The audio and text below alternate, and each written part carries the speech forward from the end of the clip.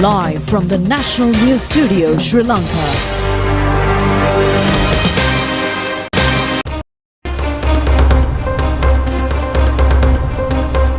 Pleasant evening and a very warm welcome to the National News broadcast. We are coming to you live from Rupavahini's news studios. I'm Dilanjali Ananda. Good evening, I'm Clifford Richards. First of all, we take a look at the headlines. The President says that a better country will be created for children. A minor earth tremor reported from Vavuniya. Nimal Siripala appointed as the SLFP chairman and Duminda Dissanayaka as General Secretary. A proposal under the supplementary estimate passed in Parliament. Minister Bandula says that groups that expect to take the government should clarify how they prepare the budget for 2026 without IMF support. A new development bank to provide financial support to industrialists. Russian president is on a visit to North Korea.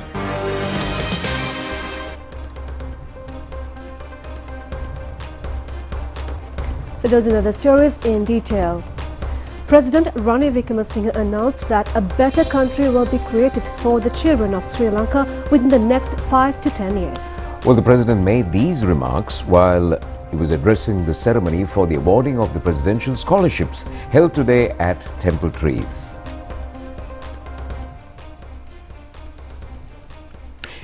He stated that the Aswasuma program was implemented to provide income support to the people, while the Urume program was implemented to secure land rights. Additionally, he highlighted the launch of the Presidential Education Scholarship Program aimed at ensuring educational opportunities for children. In 2022 to 2023, 60 GCE advanced level students from each of the 100 education zones will be selected to receive educational scholarships totaling 6,000 students.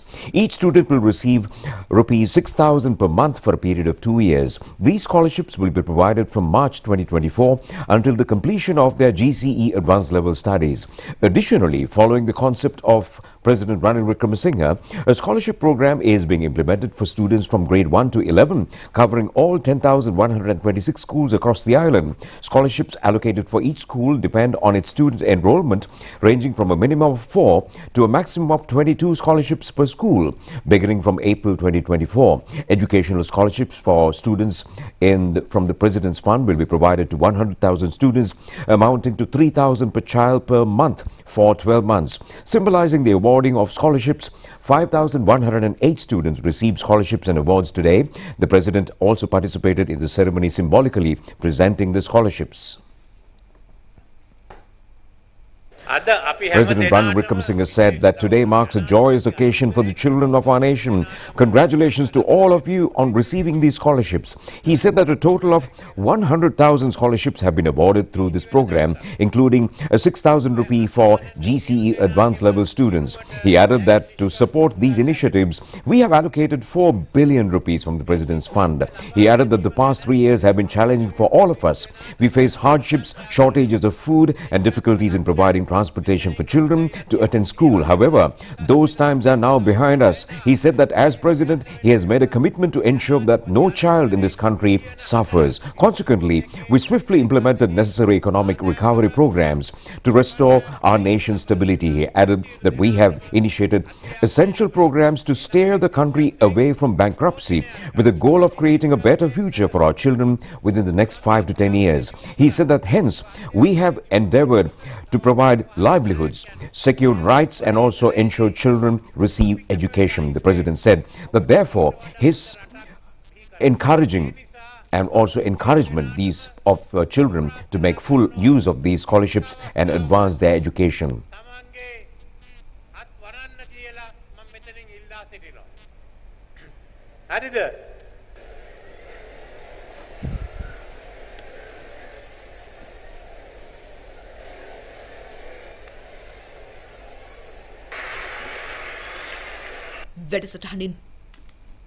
Subsequently, the President met the scholarship recipients to inquire about their backgrounds and achievements. An earth tremor was reported from the Vavuniya area about 11 p.m. yesterday. It has been recorded as 2.3 tremor in the Richter scale. The Tsunami and Earth Tremor Monitoring Center says that this has been reported from 23 kilometers southeastward from Vaunia. This tremor has occurred close to the surface of the earth, and some people living in Vaunia, Madavachya and several other areas have experienced a jerk of earth to a certain extent. However, no damages is reported so far. This earth tremor has been indicated in the Pallekale, Mahakandarava and Hakmana Earth Tremor Centers. Director General of the Geological Survey and Mines Bureau, Professor Ranjit Premisiri, said that the minor tremor has occurred very closely to the surface. It has been reported that several residents close to the epicenter of the tremor has felt the shock. He further said that when geologically analyzing the incident, these tremors posed only a minor threat to the public. Well, 40 persons were injured and also hospitalized by a collision of two buses that occurred at Ranal area in Hangwell this evening. Well, police say that a private bus plying from Ambalipiti to Colombo has collided with a Sissu Saria school bus that was running from Kaduela to Labugama. Well, according to police, there was heavy rain in this area, in the Ranal area, at the time of the accident. The police further say that carelessness of the drivers is the cause for this accident. Hospital sources, however, say that the condition of the injured is not that serious.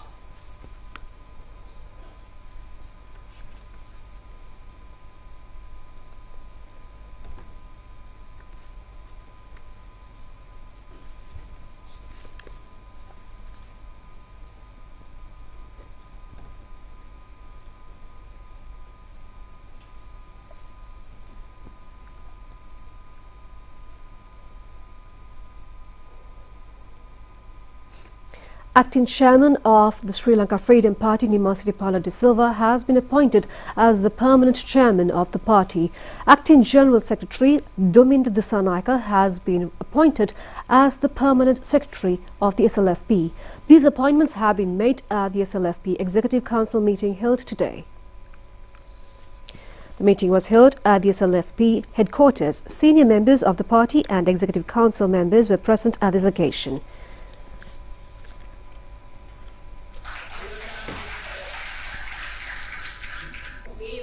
Some party members expressed their views to the media following the Executive Council meeting.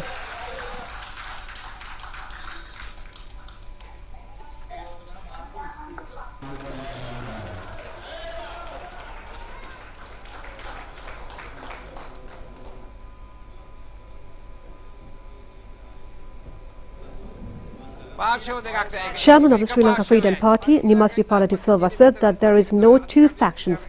There is one faction in this party. It has also been accepted by the judiciary. General Secretary of the Sri Lanka Freedom Party, Dominda Disanayake, said that all the cases filed by Vijayadasa Rajapaksa and Maithripala Sirisena have been dismissed. Courts have taken these decisions only considering the terms and conditions of the SLFP constitution. A proposal under the supplementary estimate of 2024 was passed in Parliament today, and in addition, several other regulations relevant to the finance sector were also passed in the House. Parliamentarian Dayasiri Jayasekara says that due to a decision ruled out by the Supreme Court, parliamentary privileges of members have been violated. The President requested the recommendation of the Constitutional Council to appoint the President of Appeals Court, Judge Bandula Karunaratne, as the Judge of the Supreme Court. However, the Constitutional Council has not recommended this request. Therefore, a case has been filed before the Supreme Court requesting relief for the judge of violating his fundamental rights. Later, the Supreme Court has issued an interim order in this connection. However, due to this decision, the President will not be able to appoint senior judges for vacancies in the Supreme Court according to the powers vested to the President by the Constitution. This has been published in the mass media, damaging the good image of the President. This is a very dangerous situation, he says.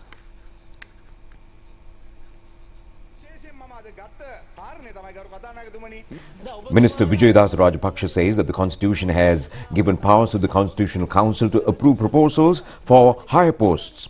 The Constitutional Council should execute its duty without fear or favour. Even the Supreme Court cannot violate the Constitution. All activities of the judiciary should be transparent.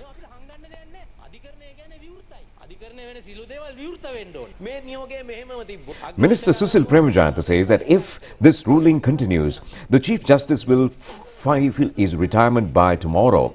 After retirement of all top judges, there will be no Supreme Court and Appeals Court. He said that this, as the leader of the House, it is a responsibility to address this issue. Parliament is not the body that imposes laws. The Supreme Court duty is to interpret these laws whether they are detrimental to the Constitution. It is questionable whether the Supreme Court can rule out decisions and deactivate the executive and also the legislature. Therefore, the Constitutional Council should also follow the procedures scheduled in Parliament.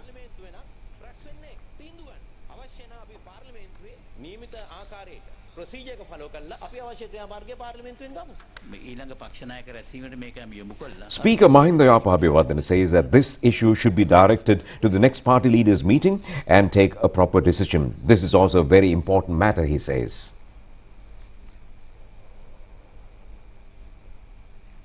Oshla Herath, who has been named as the presidential candidate of the Abhinava Nivahal Peramuna, has convened a media briefing in Colombo today. He said that his intention is to create a country without political parties. He added that he has a program to strengthen the economy of the country by minimizing waste and corruption.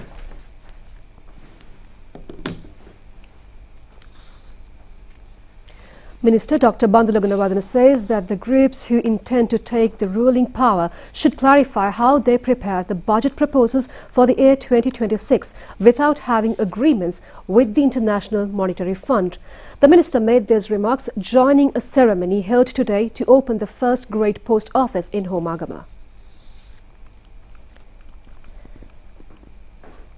This post office has been modernized under the funds of the Postal Department. The new office is also equipped with express postal services. Minister Dr. Bandula Gunawardena said that it has been predicted that there would be a shortage of external resources in obtaining international support to prepare the budget proposals next year.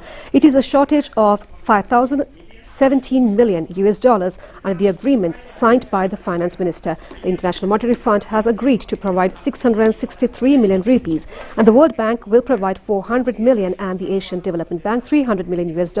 Therefore, the government expects a credit relief of 3,000 million US.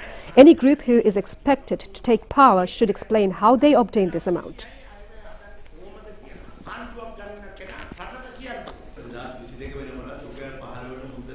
Secretary to the Ministry of Mass Media, Anusha Palpita, said that by the time 2022, the cost of stamp duty was 15 rupees.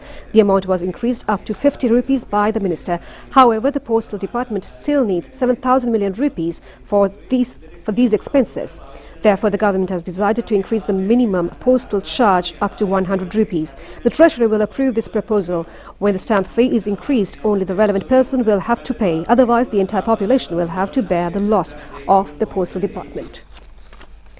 Parliamentarian Lakshman Kiryala questions why some heads of vote have been changed and utilize the funds for rural development programs. Parliamentarian Lakshman Kiryala questions why these heads of votes have been changed and utilized the funds for rural development activities such as renovating roads, bridges, small tanks and canals. In addition, the funds have been used for rural entrepreneur development, school, hospital and other common amenities. This is the election period, very close to hold the presidential election. In such a period, changing the heads of votes and using the funds for other matters is a violation of election laws. State Minister Rajat Simbalapitiya said that this is not a supplementary estimate. This is just a change of heads of votes that are under the Presidential Secretariat. Under this proposal, a sum of 8,750 million rupees are to be spent on essential rural development activities. These are half-stalled in development programs during the past period.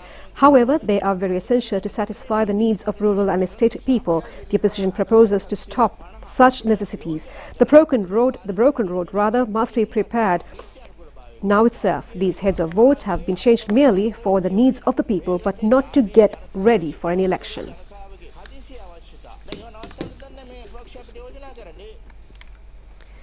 President Ranal Wickremesinghe announced the establishment of a new development bank aimed at providing financial support to industrialists in Sri Lanka. Well, he said that this initiative will offer industrialists the opportunity to obtain loans at very low interest rates. President Ranal Wickremesinghe made these announcements during the inauguration of the International Industry Expo 2024, the first event of its kind in Sri Lanka, organized by the Industrial Development Board under the guidance of the Ministry of Industry, with the support of the Industries and Health Minister Dr. Ramesh Pathirana. The exhibition will run from today until the 23rd of June at the Sirimao Bandaranaike International Conference Hall. Over 1,000 international industrial entrepreneurs from various countries, along with local large-scale and medium-scale industrialists, are participating in this event. The expo features 1,307 exhibition booths, with special inclusion of a separate green industrial zone for the first time. Additionally, an experimental academic conference as well. The Minister of Industries and Health, Dr. Ramesh Pathirana, says that the year 2022 posed significant economic challenges for Sri Lanka. He said that, however, he commends all industrialists in the country for their perseverance in advancing the industry despite numerous obstacles. They deserve recognition from the nation as their efforts. He said that during his tenure as Minister of Industry, the current president played a pivotal role in the development of Sri Lanka's industries. He added that he demonstrated strong commitment by establishing garment factories and facilitating free trade agreements to promote the industrial sector. He said that currently, Sri Lanka's exports are predominantly focused on garments and products related to the plantation industry. Nevertheless, this exhibition highlights the vast potential. President Ranal Wickremesinghe says that we were once a bankrupt nation. He said that, however, in the coming weeks, we anticipate shedding the label entirely. Negotiations for the related agreement are also slated for completion in this new year and facilitating smoother dealings with the private creditors as well. These achievements have been realized over the past 2 years, yet we must not rest in these achievements. He said that our focus must now be to shift the debt repayment strategies as we aim to settle outstanding loans over an extended period, ideally extending until 2042. Given that we are primarily an import-based economy, we continually need to foreign exchange to cover these imports. He added that without sufficient foreign exchange reserves, we are compelled to resort to taking loans. However, this practice can potentially lead to another economic crisis within the next 15 to 20 years. He said that hence, our current focus is on transitioning to an export-oriented economy. In this shift towards an export-oriented economy, the manufacturing sector plays a pivotal role. The sector needs to evolve into a competitive and digital economy, aligned with our goal of achieving zero carbon emissions and fostering a green economy. The president said that we are currently exploring the establishment of a development bank to facilitate the required funding for this initiative. Back in the 1960s, we established the DFCC Bank, followed by founding of the NDB Bank in 1980. Post-privatization, both banks have evolved into major commercial entities in our country. Notably, without these banks, President Premadas's success within 200 garment industries would not have been possible. Hence, there's a strong need to initiate a new bank. This new bank aims to maintain low interest rates. Additionally, an economic commission will be instituted to advance these initiatives. Furthermore, we plan to introduce a new entity called Enterprise Sri Lanka to support small and medium-scale entrepreneurs. This institutional framework is designed to assist all industrialists across the country.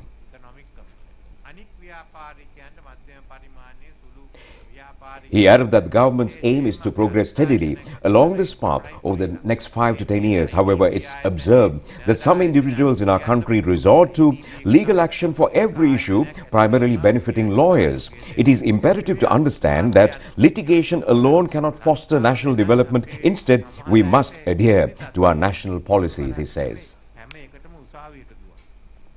Now, tonight we bring you a fascinating story about a Buddhist meditation center that promotes Buddhism by popularizing meditation in the United States of America.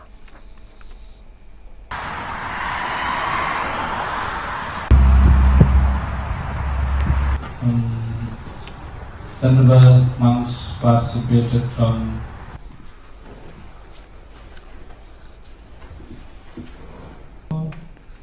Samiti Patipan Esa Bhagavato Savaka Sangho. We started here, Long Island Buddhist Meditation Center, in 2008, Poson, New York. Meanwhile, our congregation was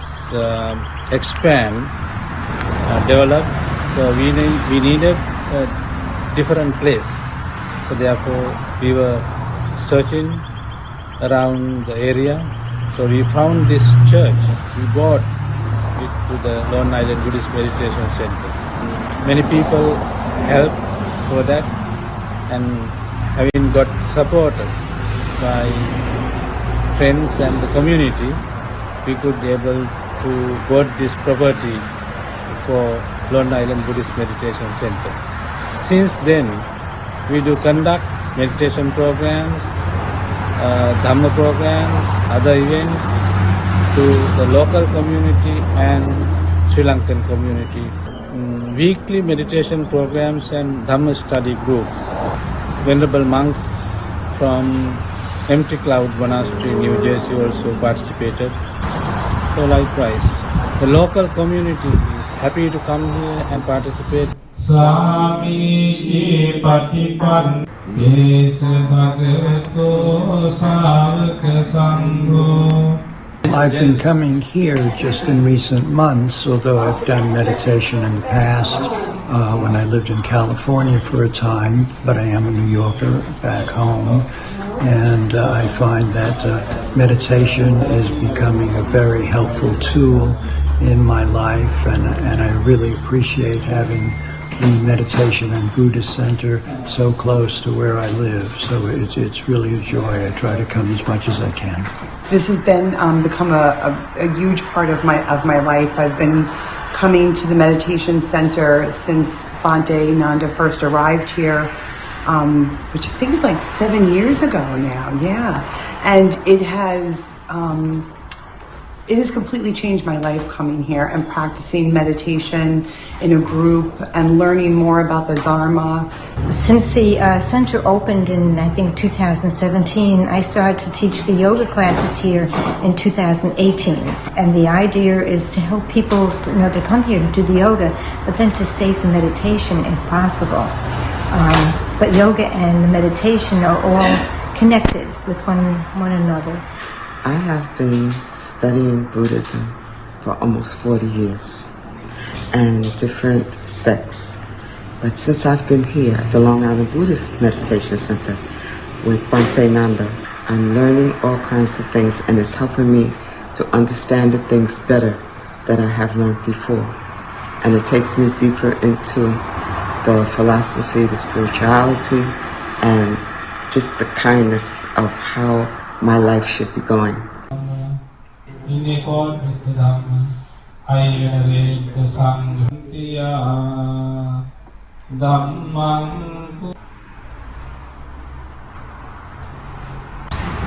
The temple has been hosting Bhavana programs, attracting a host of individuals who seek to explore the principles of Buddhism through meditation and self-exploration. I'm Vijay Disanayaka for Rupavahini News from Long Island, New York. And numerous programs have been organized in the Anuradhapura and Polonnaruwa districts to mark the Poson Poya. And the police are also on alert because they say about 350 life-saving teams have been deployed near major irrigational tanks and reservoirs in the two districts. Anuradhapura District Secretariat says that all required facilities have already been finalized for the convenience of the pilgrims to visit Anuradhapura area during the Poson week. Special security program is now underway targeting the major tanks in the close proximity of Anuradhapura Sacred City, Mihintale and Tantirimale. Members of the police, Navy, Civil Defence Corps and also the school lifeguard societies will extend their support to this program. Required first aid kits were also distributed among the lifeguard teams yesterday. Public health inspectors check all food stalls and dunsals in the area. Chief incumbent of the Atamastan, the Venerable Pallegama Hemaratna Thera, requests the pilgrims and devotees to visit Anuradhapura and behave in a decent manner without causing any harm or inconvenience to the others. Polonnaruwa town has been beautified with various decorations in line with the Polonnaruwa Poson zone. Bhakti programs, lanterns and decorations, dansals and many cultural events have been organized in the Polonnaruwa area. The historic Somavati area also is in the same decorations as well. Chairman of the Sri Lanka Transport Board says that in addition to normal services, 400 more buses will be deployed for the convenience of the pilgrims.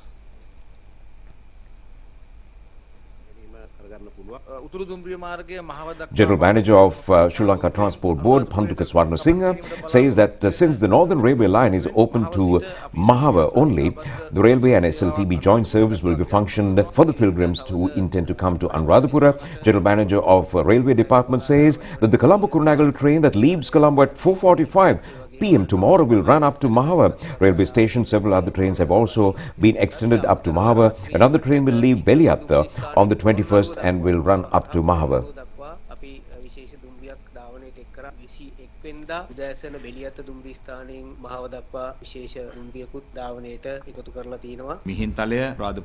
The police media spokesman says that special security programs have been implemented in Anuradhapura, Mihintale, Thantirimale, Aukana, Namalu, Kakirava and other surrounding areas. There are 322 Poson zones and 296 Poson pandals organized island-wide. There are about 4,600 dansals island-wide, he says.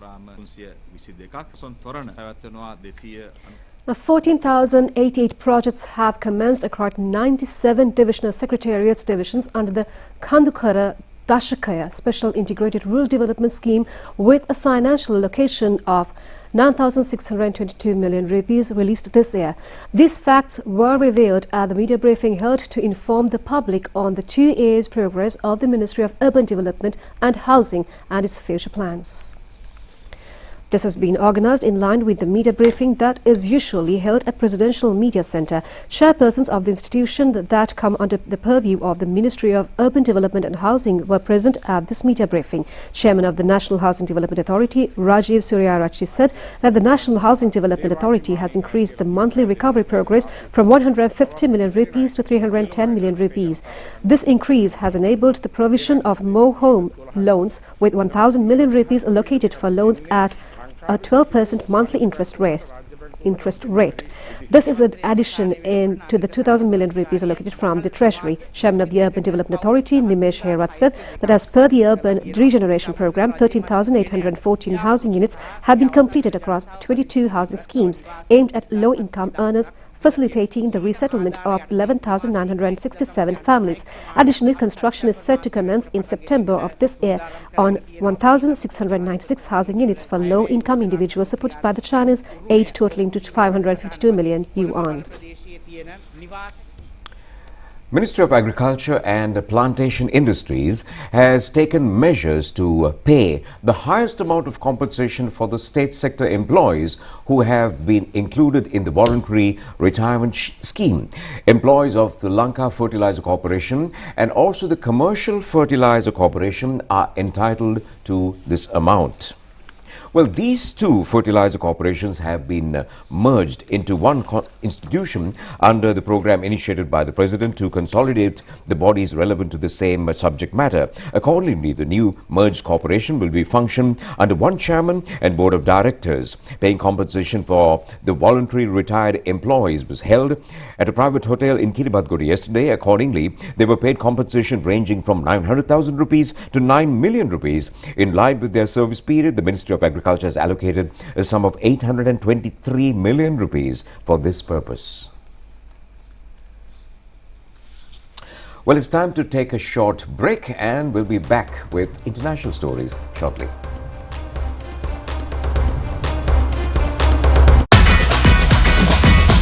Prima Kutumi, Pantamai.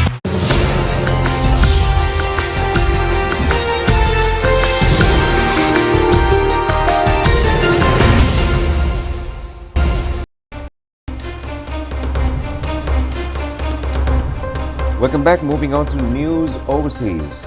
Russian President Vladimir Putin and the Northern Korean leader Kim Jong-un have signed a pact that includes a clause requiring the countries to come to each other's aid if either is attacked.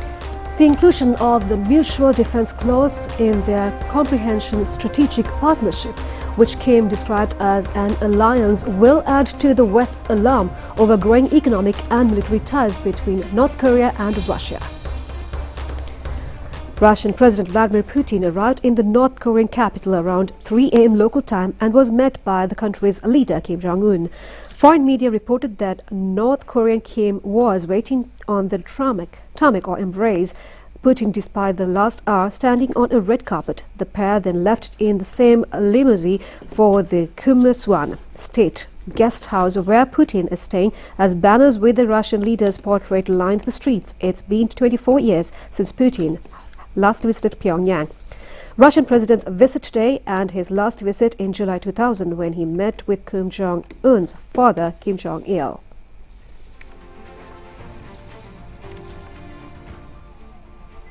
Tinamu macang, prima kotumi, fantamai.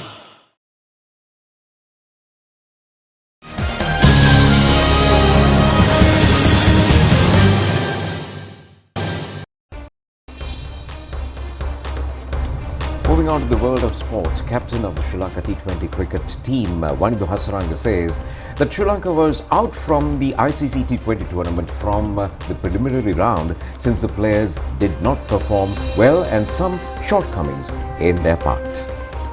He made this comment when the team arrived in the island today.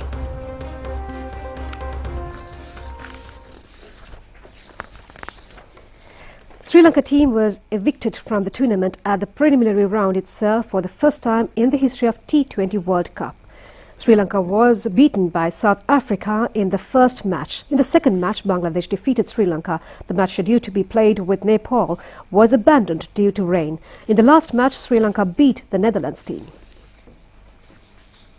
Well, Tharushi Karunaratne was able to set a new Asian record from the 600 meters women's running event, and she displayed this talent at the Bilbao Reunion International Athletics Tournament held in Spain.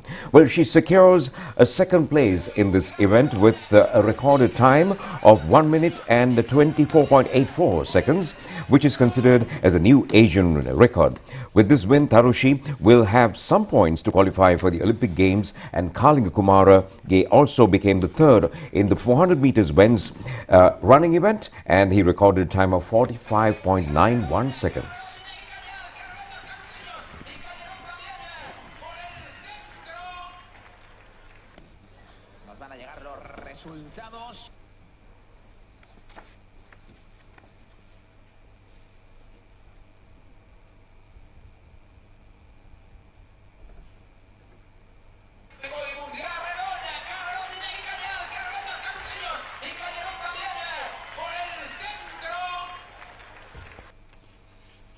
Tinamu macang, prima kotumi, fantamai. And that's all the news we have for tonight. Join us tomorrow at the same time for the very latest on Channel Eye. I'm Dulanjali, together with Clifford, signing off. Good night.